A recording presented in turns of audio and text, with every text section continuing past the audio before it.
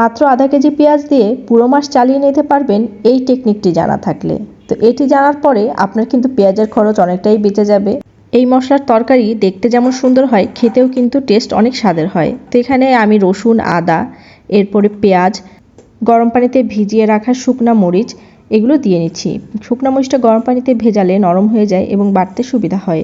এরপরে জিরাটাও আমি গরম পানিতে ভিজিয়ে রেখেছিলাম। 1 কাপের মতো পানি দিয়ে সুন্দর মতো এটা ব্লেন্ড করে নিচ্ছি।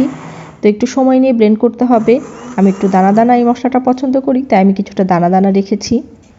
এরপর এটাকে আমি সংরক্ষণ করব আইস ট্রেতে। আইস ট্রেতে রাখলে এটা ব্যবহার করতে খুব সুবিধা হয়। যখন যে কয়টা কিউব প্রয়োজন সেই কয়টা কিউব বের করে নেওয়া যায়।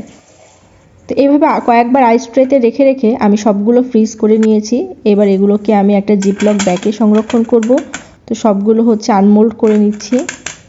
আনমোল্ড করে নিয়ে জিপলক ব্যাগে এটাকে সংরক্ষণ করতে হবে। তো এই জিপলক ব্যাগটায় আমি সম্পূর্ণ মশলাটা আস্তে আস্তে করে রেখে দিচ্ছি। আমি কিন্তু এভাবে করে আদা রসুন পেস্টটাও রাখি, যেটার মধ্যে দেখতে পাচ্ছেন কিছুটা আদা রসুন পেস্টও রেখেছি। মাঝে মাঝে শুধু আদা রসুন পেস্ট প্রয়োজন হয়। সব কিউবগুলো একটা আরেকটার গা থেকে ছাড়িয়ে দিচ্ছি, সহজে বের করতে সুবিধা হবে। তো এভাবে করে কিন্তু আমি আমার পুরো মাসের মশলাটা কিন্তু তৈরি করে নিলাম। আপনারাও এভাবে সারা মাসেরটা সংরক্ষণ করতে পারেন।